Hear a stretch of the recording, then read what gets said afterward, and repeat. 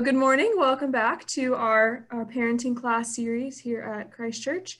We had a 2-week break for spring break. We had some sort of like Lenten offerings in the church, which I hope you got a chance to enjoy, and they had virtual options as well. So they're available for you as resources. And I missed this class. I'm excited to get a chance to catch up and see y'all again. We had a funny bit of a break in the sense of we didn't finish like a video before we took our spring break, but we've been really wrestling with love is patient and love is kind. And I think that's all we've gotten through of the love is statements from the letters. So we are kind of picking back up where we left off. We'll watch about a 10-minute clip again, and sort of what he's just said was talking about that love is patient, love is kind, and talking about ego and talking about kind of putting your kids not always first, but often first, and sort of putting your own ego second, and really prioritizing that relationship with your kids. But we also talked about kind of taking time for ourselves and how you're still a human being, even when you are a parent to somebody else. So anything that I missed, any really important points you think we should bring up before we dive into this week's video clip?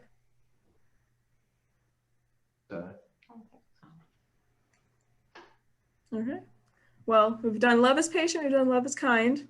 Can't wait to see what's coming up next. I'm gonna share this. And we've got like about a 10-minute clip this morning.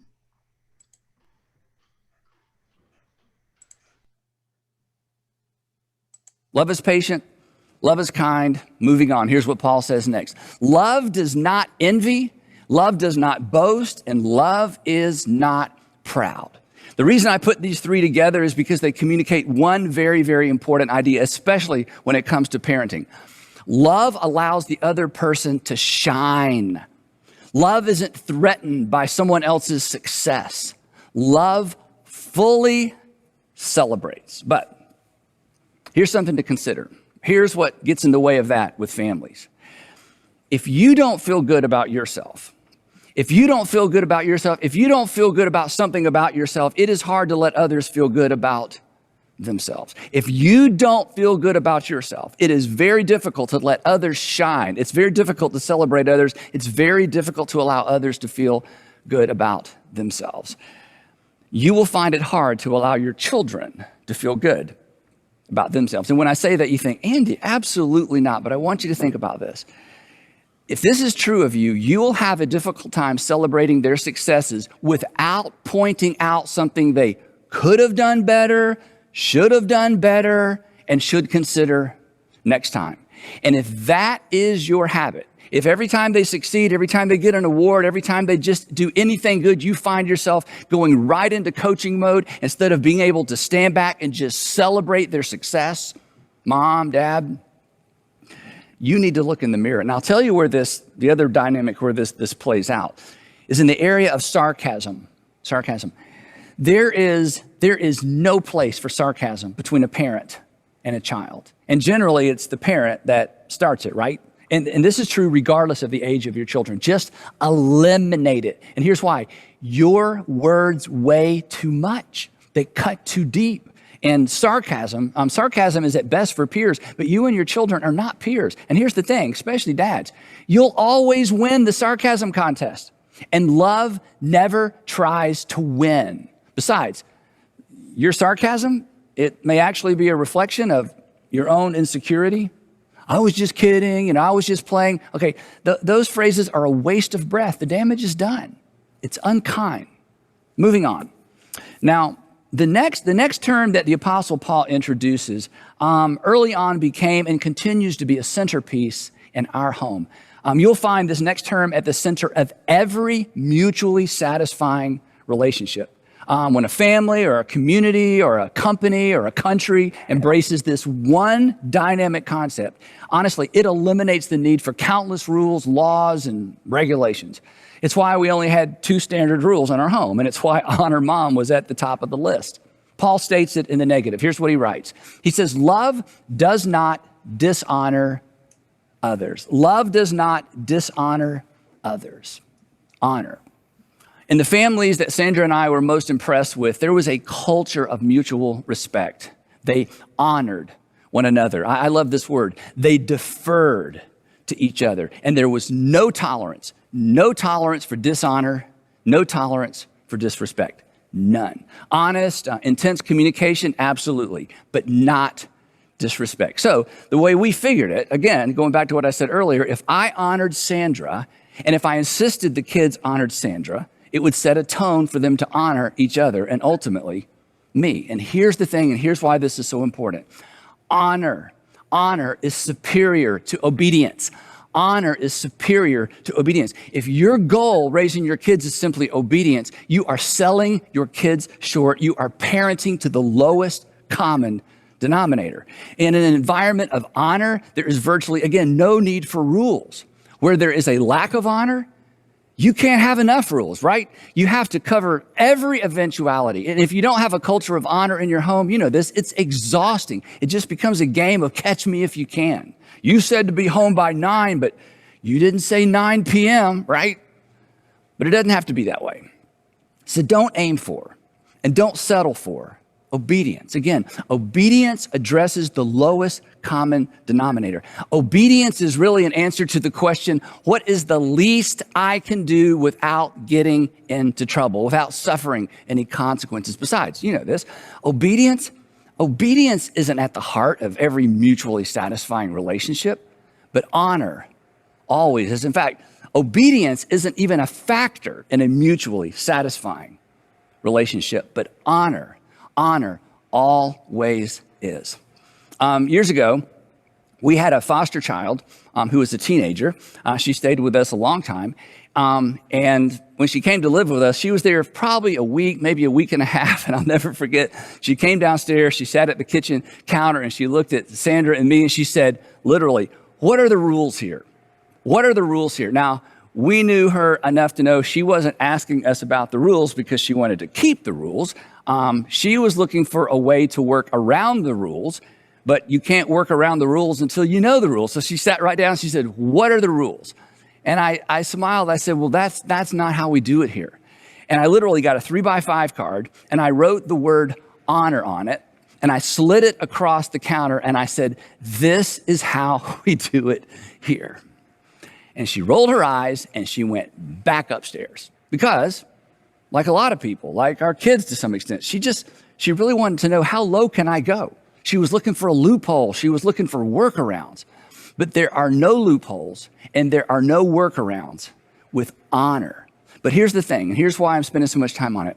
Honor, or learning how to honor another person, is not intuitive. It doesn't come naturally because it actually strikes at the heart of our self-centeredness, because it demands we put someone else ahead of ourselves. In fact, the Apostle Paul, in another letter, comes right out and says as much. In his letter to Christians living in Rome, he writes this statement. It's so powerful. He says, Christians, or Jesus followers, be devoted to one another in love. Honor one another, and here it is, here's the rub, here's the tension. Honor one another above yourselves. In other words, put others first. Not because they deserve to be put first, but because as a Jesus follower, you are celebrating the fact that God put you first when he allowed his son to get up under the weight of your sin. So model it, teach it, and expect it. And early on, look for ways to build honoring behavior into the rhythm of your family life. When our kids were super young and there were, toys everywhere in the house, Sandra would have the kids straighten things up before I got home in the afternoons because she knew how much I loved order and I didn't like to walk into chaos, just kind of my personality. But here's what she didn't say. She didn't say, kids, we need to clean up. Your dad's coming home and we don't want him to be in a bad mood. What she said was this. She taught them that. She said, Daddy's coming home, so let's make it nice for him. She was teaching them what to do. She was teaching them the value of honor. We're going to honor your father by creating an environment that we know that he will enjoy. And here's the interesting thing. For many years, I didn't even know she was doing that. In fact, the way I found out is I overheard her explaining this habit that she developed to some other moms. Another way that we develop the rhythm or the habit of honor in our home is at dinner time, I, along with our kids, would stand, in fact, we still do this, would stand behind our chairs and we wait until Sandra is seated. Otherwise, as soon as the food shows up, well, you've been there, right? Especially with little kids. And having everyone stand behind their chair and wait was a way of putting Sandra first. It was honoring their mother. It wasn't simply being obedient to their mom. This was part of the rhythm of our family. It illustrated our honor for Sandra. And then when they were in middle school and high school, and they would have friends over for dinner, it was kind of funny. The friends, as soon as Sandra would say, hey, dinner's ready, the friends would come over to the table and they would just plop down in their chairs. Then they would suddenly notice they were the only ones seated. They would stand back up, stand behind their chairs, look around and have no idea what was going on. And then Sandra would sit down and everybody else would be seated and we would begin to eat. But after a while, they learned. We trained our kids' friends. So the point is simply this. Look for ways to model honor and build it into the culture of your home. And mom and dad, you know this, but I'll say it anyway. It begins with you. It begins with the way that you treat and honor each other. Again, Paul's words are so instructive for married couples. Be devoted. Look at this. Be devoted to one another. And everything that flows from the word devoted actually explains what it looks like to be devoted to one another. And if you're devoted to one another, Paul says, here's what it looks like. Be devoted to one another in love. How do we do it, Paul? It's simple. You honor one another above yourselves. That healthy marriage is always characterized by mutual submission. In the book of Ephesians, the letter of Ephesians, he says this. He says, submit to one another out of reverence for Christ. In other words, put the other person first. As I've suggested on multiple occasions, marriage, a healthy marriage is simply a submission competition. It is a race to the back of the line. And you know this. Any other type of competition in marriage results in a winner and a loser. And if your spouse loses, you haven't really won anything. As per usual, so much to unpack. He says about 800 great starting points for a conversation per video. So we will not address them all, but I would love to talk about sort of some of the things that popped up to you or sort of stood out in this video. So I have some sort of talking points that I'd love to talk about, but kind of what struck today. What stuck out to you? I was convicted of the sarcasm. I tend to do that, I think, with my young adult girls when I want to tell them how to live, but I don't want to say it outright.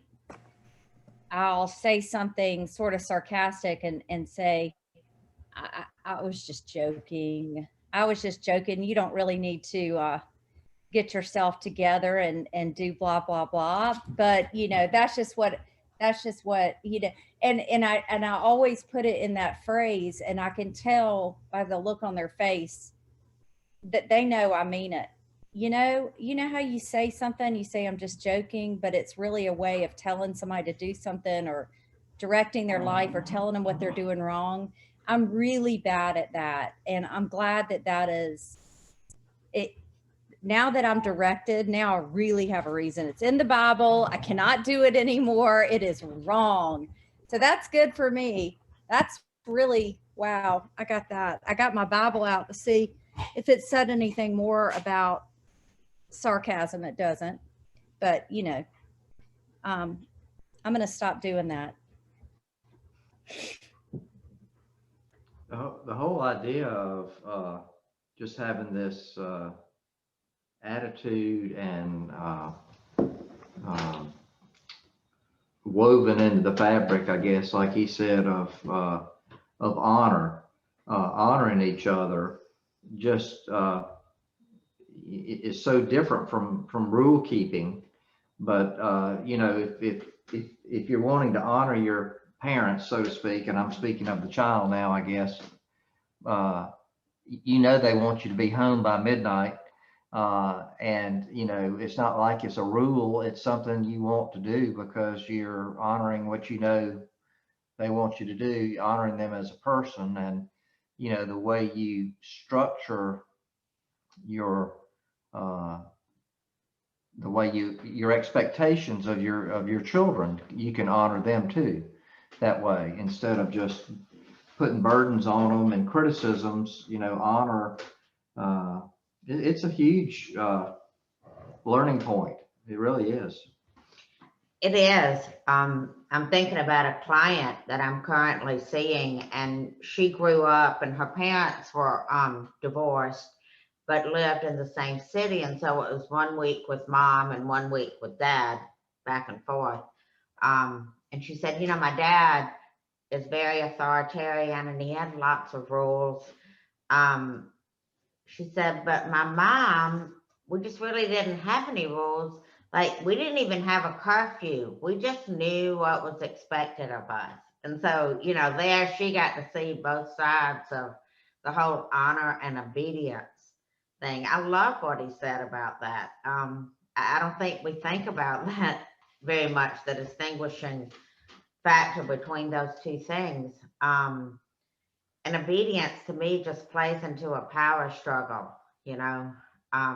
Honor is doing things to please one another. And I loved how he said he overheard his wife telling the children, let's do this for dad, or that's how she worked things. And so she was modeling honor. It wasn't even that they were verbally giving their kids words about honor. They just did it, and they saw it, and it just fostered an environment of honor. He's great. How I wish I'd had Andy Stanley back in the day. This reminds me of one thing that I listened to about Billy Graham when he was talking about growing up, and y'all may have heard this, but he said his mother he was sort of a wayward teen, believe it or not, and he said that his mother would wait up for him every night quietly on the sofa. She might be asleep, but she would never go to bed until he was in. And he said, I stayed out till all times of the night. And he said, she never said a word. She just quietly went to bed. And he said, after a while, staying out wasn't fun because I knew I was keeping my mother up. And so I just intuitively knew. He just quit. He came in. So his mama, he honored his mother because she honored him. Right. And that just all came together for me. So, she never scolded him, but he loved her and honored her so much that he changed his ways to honor her. So anyway, I thought I'd just add that in. Great example. I think that's great too, because it gets into like what he was talking about of the lowest common denominator versus like reaching for the heights. Because if she were, staying up to catch him, or he had said he was gonna come back at this time, and she was gonna be able to have her watch out of like, see, what time do you think this is, kind of thing, then that's how you end up sneaking in the window and like trying to pretend that you didn't leave in the first place and all of that kind of stuff, that's the lowest denominator. That's I know the rule is this. I know she's going to try to catch me. So I'm going to do whatever I can to prove, like to lie about it or like fib a little bit and convince her that I wasn't really gone. But so I think it's a neat example.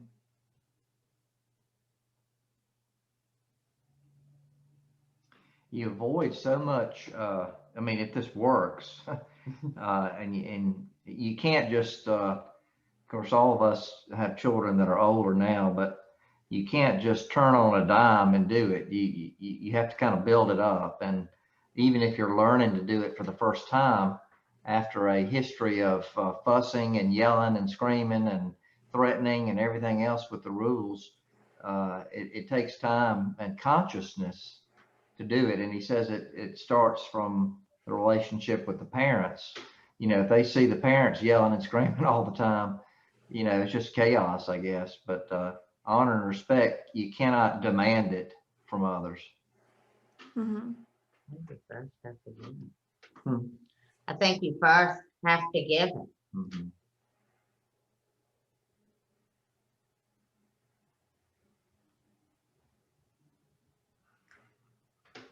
So this week, the words for like love is this, and this. It's love does not envy, love does not boast, and love is not proud.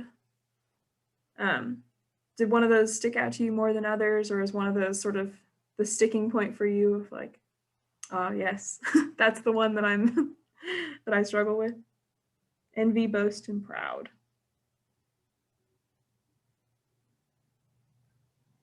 Only because if they have an achievement, I sometimes find myself saying, God, maybe next time you could win all three instead of saying, good for you. And I really, I'm not, but you know, or that's a could change your shoes. You know, I do, gosh, I'm just critical, I guess. Why do I always just feel so convicted? I must be a terrible mom. Every week. I just whip myself. I feel like I'm doing it all wrong. Stacey, you're perfect, Mom. You said So not. No, I was thinking the same thing about the what you were just saying, because Sam took the SAT yesterday, and I was trying to remember if I came home. You know, he said, "Oh, I think that went really well," and I was going through my brain trying to think, "Ooh, did I? Because I'm terrible about coaching and." Well, maybe next time, you know, no, I'm terrible about that too, for sure. I will say, though, I laugh a lot about these parenting things because Emma and Sam have made it easy for us. And we have done nothing. But I don't know, God delivered some very good children to us. I think that's because they were he was delivering a special package after. So he gave us a break in the beginning. But I struggle with a lot of this stuff as well, especially the criticism, and the sarcasm is the default here at the Nixon house. And so that's difficult too. No, we struggle plenty. That is for sure.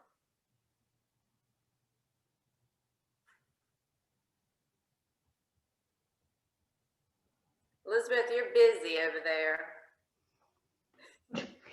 I'm not busy. I'm sorry. I'm just walking around. That's the beauty of Zoom. I know. I'm just getting. I need to put a fake background up so y'all can't see how much I move around. I'm looking for my coffee. Sorry. I think I put it in the microwave. There. Check the refrigerator. There it is. I know, right? I put chips in there now. What's the matter with me?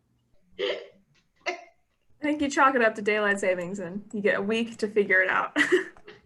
This is a parenting Zoom, so it's all about, it's all our children's fault that we're this scattered. That is true. That is true. Well, y'all, I have a 12-year-old. So to the young parents out there, he'll be 13 next week. So what I'm hearing is no rules. He can stay out as late as he wants. He can do whatever he wants. And I'm just to be honored. Is that what I'm taking away from this? Yep. I am a little confused as far as the rules go. Like, I was so legalistic with my first, more lax with my second. And it seems like Andy doesn't have any rules in his house. What do y'all think? I need a boundary here. I need a little bit of a, I need to stay somewhere between the lines. Well, He's he is gotta the have third some child, so he expectation. probably wasn't going to have many rules anyway, right? Yeah, true.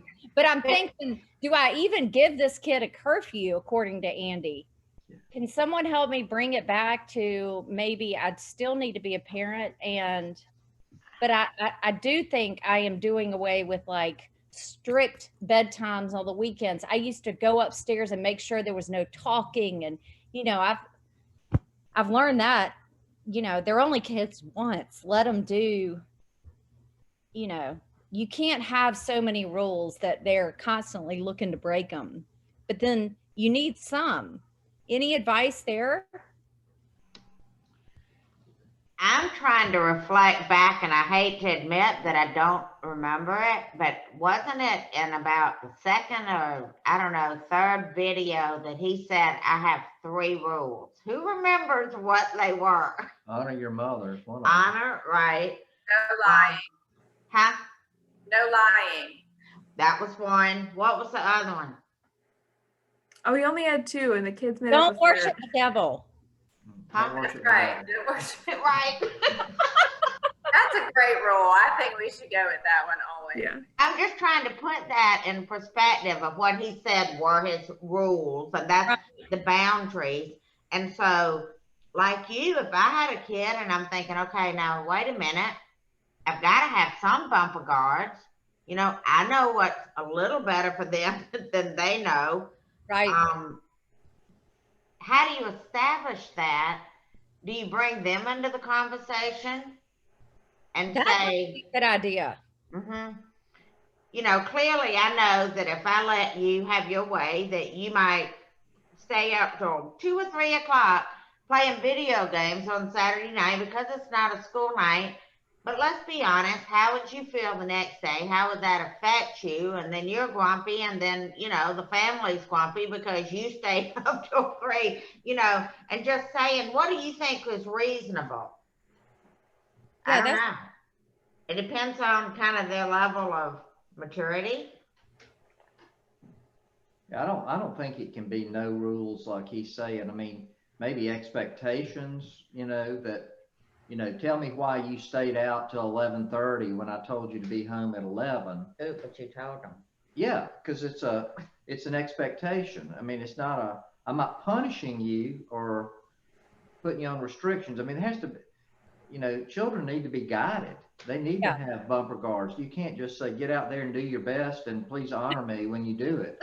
They don't know how to do it. That's what I feel like I'm supposed to do right now. But you got to keep them safe because they don't have that fully They need to have, brain. they don't know what's best all the time. Yeah. I never really had a curfew. We never really did a curfew, but when my kids would go somewhere, I would simply say, well, what time do you think you're going to be home? And then that would kind of lead to a little bit of a negotiating point. I mean, if they said 3 a.m., I'd say, well, let's think again on that. And so it always, and because I felt like every occasion was different, you know? I mean, if it was prom, obviously, that's a whole different story than just, you know, going to hang out in the cookout parking lot. And so we just kind of made that stuff up as we went along, and then everything was, and then I think they feel like they have a little bit of power in the situation when you let them be part of the negotiation. I love that, Stacy, and I think you showed them that you respected them. Yeah. And you know, kind of what time should I expect you, so that I don't worry. But you let them kind of say, well, this is what we're doing tonight, and you know, and hopefully maybe if they went beyond that time that they said they would be expected, that they texted you and said, you know, we're running late, whatever. Just open communication about it. Absolutely. And I also have found that usually parents are more strict than I am, so then I can look pretty good. Because when the friends all go home, they're going to come home anyway. So That's true. Oh, she's being proud. They say, Miss McKissick is so mean. You're a cool mom. exactly. Thank you, Elizabeth. Yeah. You know, they're also that this is not really part of what Andy was talking about, but you know, just like Billy Graham being a wayward teenager, I mean, good kids raised in a good family are going to do stupid, outrageous things. And so the best intentions are not going to always work. I mean, there's going to be terrible things that happen sometimes. I mean, but so they have to, right? Yeah, That's part of it. Right. That's how they learn about cause and effect. Yeah. Well, I think even like if the only rule is honor, everyone's got to figure out what that actually functionally means. And sometimes that means you made a mistake. You didn't honor your kids didn't honor you. And then you can have a conversation of like, hey, the standard is honor. This felt like dishonor. Can we talk about that? Which I think, I mean, in the moment, you don't always necessarily have, maybe your feelings are hurt or you're not feeling like you have the opportunity to sit down and have that conversation. But there's definitely, you have to figure it out. It's not just you establish honor all the time and no one ever strays. Yeah. If there's no expectation, like be home at midnight, they don't know whether coming home at 2 dishonored you or not, because it's free reign. You can't have free reign, completely. So there has to be some expectation. It may not be called a rule. And if you break this rule, your own restrictions for 3 weeks, it's not so much of a guidebook of rules as it is, we agreed on this, that you'd be home at midnight because you got, SAT tomorrow. If you don't do that, then that's dishonor right there of not meeting the expectation. But otherwise, if there's no expectation, they don't know what. You get home and your parent is mad, and you say, "Why are you mad?" I said, "I'm mad because you came home at 1 a.m. but you didn't tell me to be home at 1 a.m. I didn't agree to that." So there has to be some expectation. I think you just kind of subtly put up on the refrigerator something like, nothing good ever happens after midnight. Yeah. Okay. But then also what he said about, we mentioned it briefly earlier, but the kids cleaning up the house at the end of the day before he would come home from work. And the idea of even just naming, not just the living room is a mess, clean up everything. Like, look at all the stuff that's accumulated for some reason on the floor throughout this one day.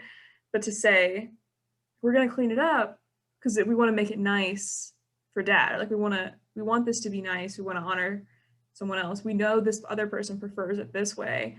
You're 5 years old and you want to play with your Legos. I don't think you really care if your dad wants the living room floor clean or not. But I guess that extra step of naming why the expectation is the way that it is, not just that the expectation is that the room is clean, but it's clean because someone else would really prefer it to be that way. Yeah, and don't say we're cleaning it up because your mom is a neat freak, which James isn't here to defend himself, but I think my house has been cleaned a few times under the guise that mom's going to freak out when she walks in if it looks like this, right. Which is kind of not honoring me. It's kind of calling me a name, but I'm really okay with that if it means my house is going to be clean when I come home. I know. But I think it was what he was saying, even with the friends, was kind of interesting. That if you do set those expectations, then they just become habit with a lot of things. I mean, it's just a trained response that, oh, it's 4 o'clock and dad's getting ready to come home, so I should clean up. Or I loved the idea of they stood behind their chairs and waited for mom to come sit down. I don't think my boys are going to live up to that expectation, but I feel like so much of what he was saying was just a trained, and trained sounds like a terrible word, but just a habit. If you wake up and make your bed every morning, then eventually you just wake up and make your bed every morning, and so it seems like so much of that is just forming good habits. And like you said, or somebody said, you kind of got to start when they're young in order to do that, Good modeling, I guess that was the word, is modeling. Mm-hmm. Yeah, he called that like the culture of his home. It's just, this is a cultural norm is, here we talk to other people like this, or here we defer to others, or whatever, we honor other people. Mhm.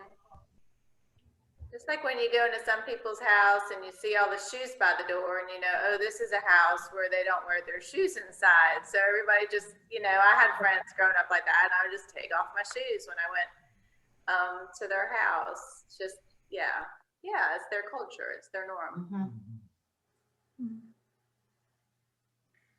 So thinking about all that we talked about, all the things that Andy Stanley brought up this morning, what's your takeaway for the week? What's the thing you would want to implement or take away or adjust a little bit?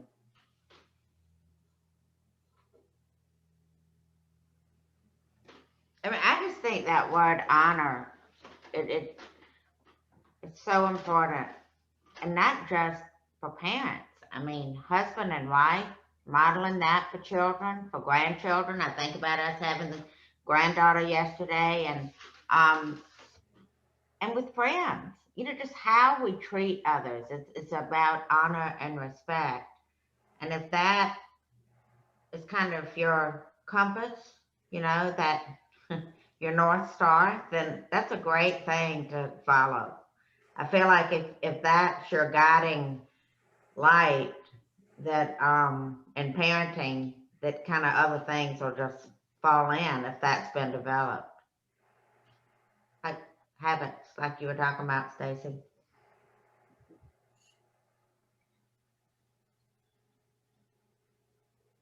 I think everything that I feel like I took away was what falls, like Greta said, under the honor.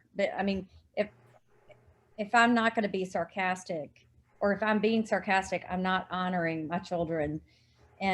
Or if I'm sarcastic about their dad, I'm not honoring him. So yeah, I mean, I think the honor is so multifaceted and covers such an array of parenting tools and tips. I feel like I need to look that word up and just, really think about that. Is what's coming out of my mouth honoring my child?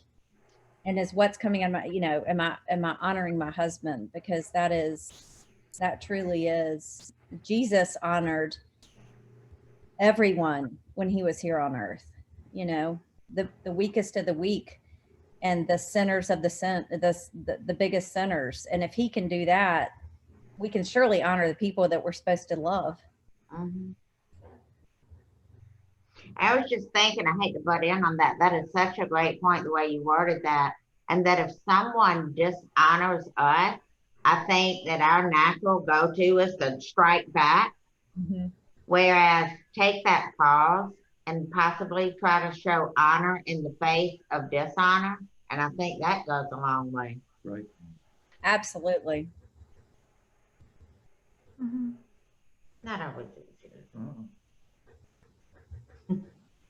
Yeah, I'm thankful that we're not quite done yet with this series, because I imagine he'll sort of get into we're setting up this goal for honor. What happens when it falls short? So we're not leaving you with this unrealistic expectation to be perfect and never mess up, including all the kids.